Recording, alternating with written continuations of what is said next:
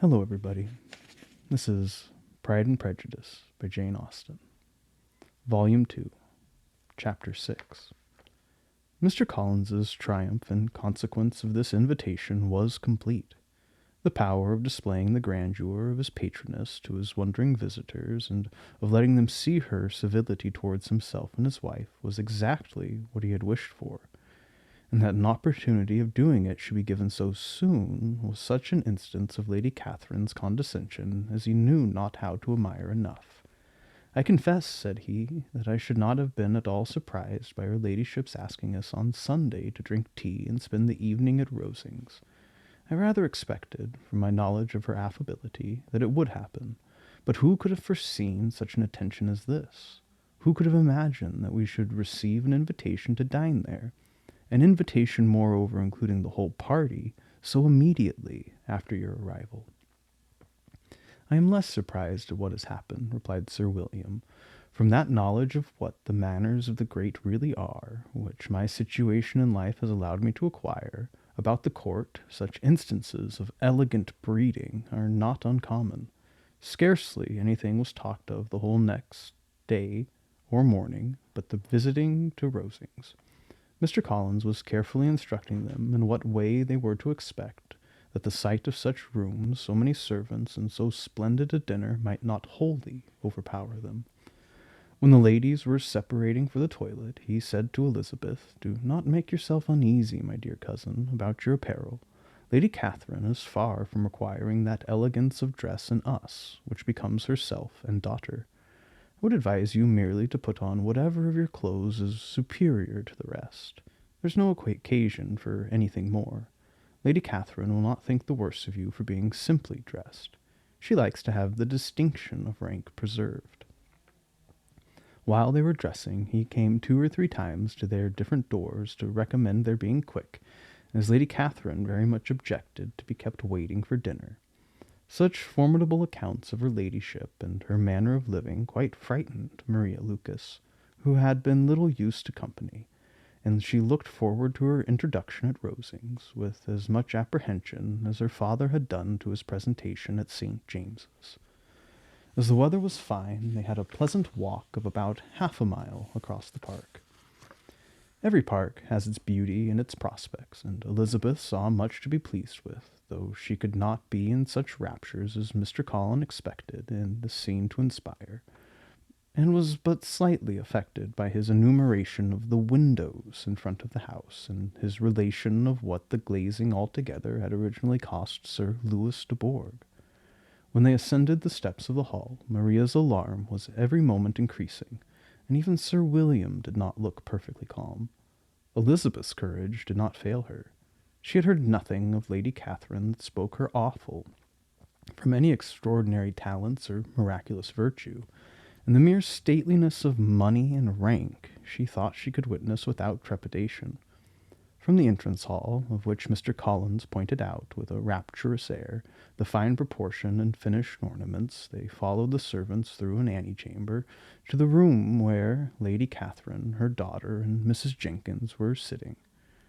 Her ladyship, with great condescension, arose to receive them, and as Mrs. Collins had settled it with her husband that the office of introduction should be hers, it was performed in a proper manner, without any of those apologies and thanks which he would have thought necessary.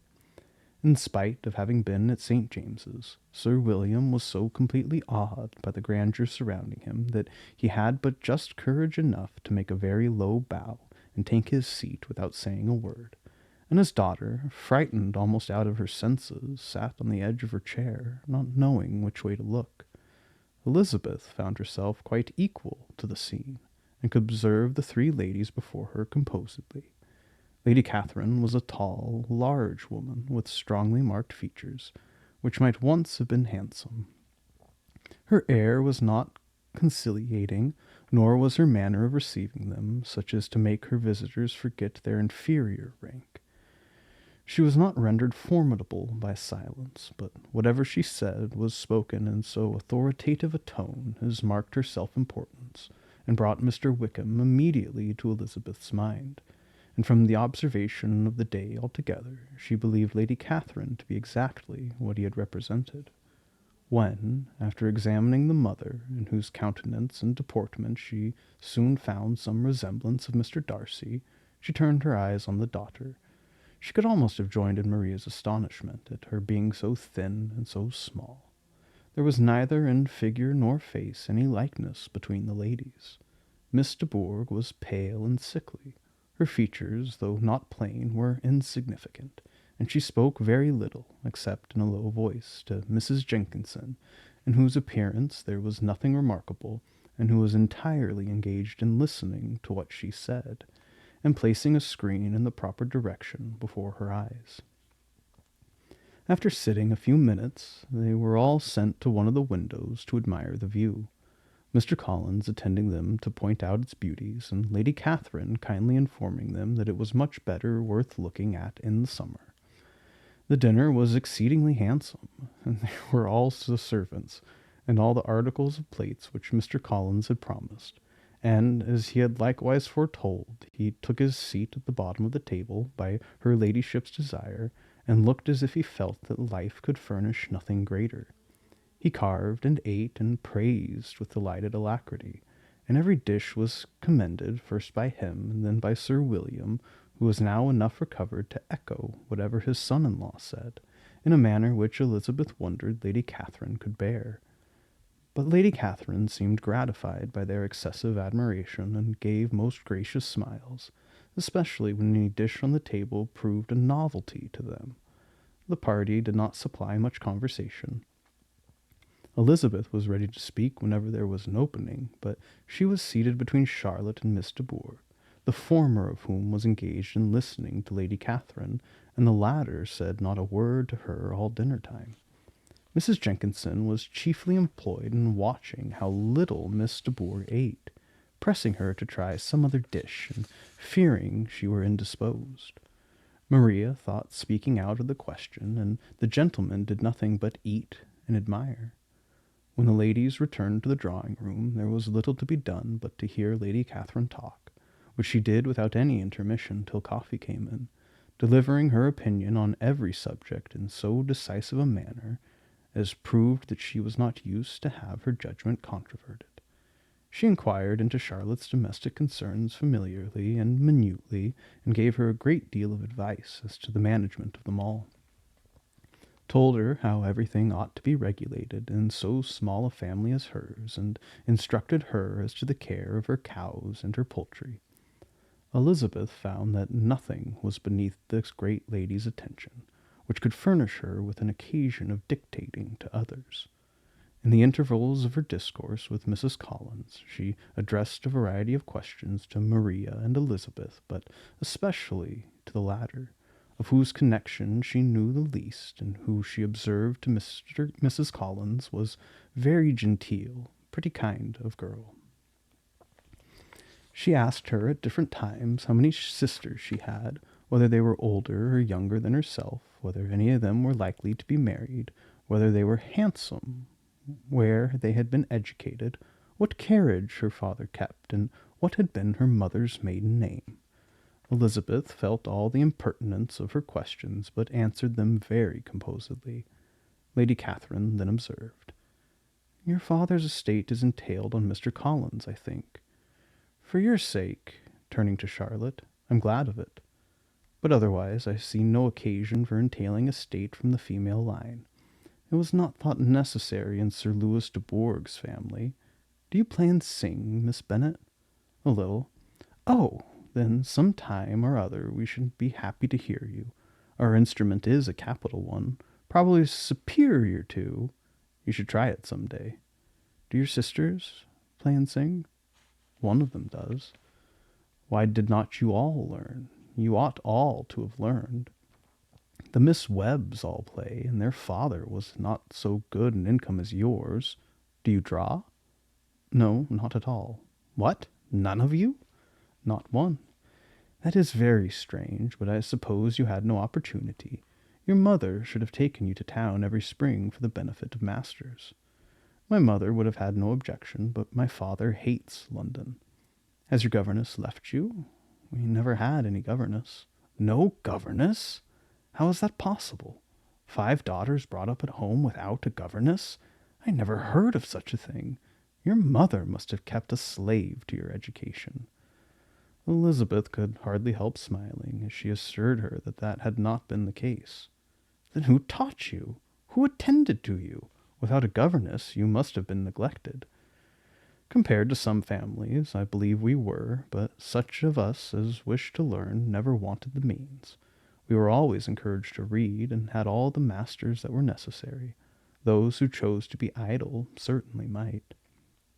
Ay, no doubt, but that is what a governess will prevent. And if I had known your mother, I should have advised her more strenuously to engage one.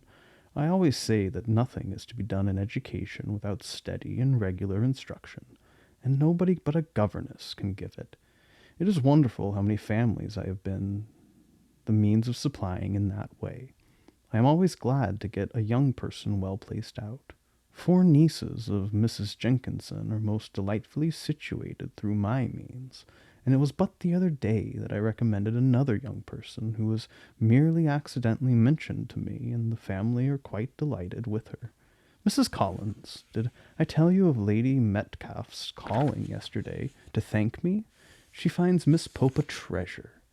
Lady Catherine, said she, you have given me a treasure. Are any of your younger sisters out, Miss Bennet? Yes, ma'am, all. All? What, all 5 out at once? Very odd. And you only the second? The younger ones out before the elder are married? Your younger sisters must be very young? Yes, my youngest is not 16. Perhaps she is full young to be much in company. But really, ma'am, I think it would be very hard upon younger sisters that they should not have their share of society and amusement because the elder may not have the means or inclination to marry early. The last born has as good a right to the pleasures of youth as the first, and to be kept back on such a motive, I think it would not be very likely to promote sisterly affection or delicacy of mind. Upon my word, said her ladyship, you give your opinion very decidedly for so young a person. Pray, what is your age? With 3 younger sisters grown up, replied Elizabeth, smiling, your ladyship can hardly expect me to own it. Lady Catherine seemed quite astonished at not receiving a direct answer, and Elizabeth suspected herself to be the first creature who had ever dared to trifle with so much dignified impertinence. You cannot be more than 20, I am sure. Therefore, you need not conceal your age. I am not 21.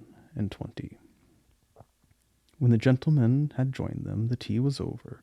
The card tables were placed. Lady Catherine, Sir William, and Mr. and Mrs. Collins sat down at quadrille, and as Miss de Bourgh chose to play at casino, the 2 girls had the honor of assisting Mrs. Jenkins to make up her party. Their table was superlatively stupid.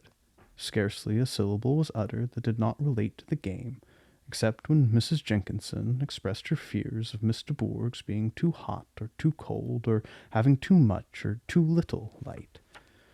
A great deal more passed at the table. Lady Catherine was, generally speaking, stating the mistakes of the 3 others, or relating some anecdote of herself. Mr. Collins was employed in agreeing to everything her ladyship said, thanking her for every fish he won, and apologizing if he thought he won too many. Sir William did not say much. He was storing his memory with anecdotes and noble names. When Lady Catherine and her daughter had played as long as they chose, the tables were broke up, the carriage was offered to Mrs. Collins, gratefully accepted, and immediately ordered. The party then gathered round the fire to hear Lady Catherine determine what weather they were to have on the morrow. From these instructions they were summoned by the arrival of the coach, and with many speeches of thankfulness on Mr. Collins's side, and as many bows on Sir William's, they departed. As soon as they had driven from the door, Elizabeth was called on by her cousin to give her opinion of all that she had seen at Rosings, which, for Charlotte's sake, she made more favourable than it really was. But her commendation, though costing her some trouble, could by no means satisfy Mr. Collins, and he was very soon obliged to take her ladyship's praise into his own hands.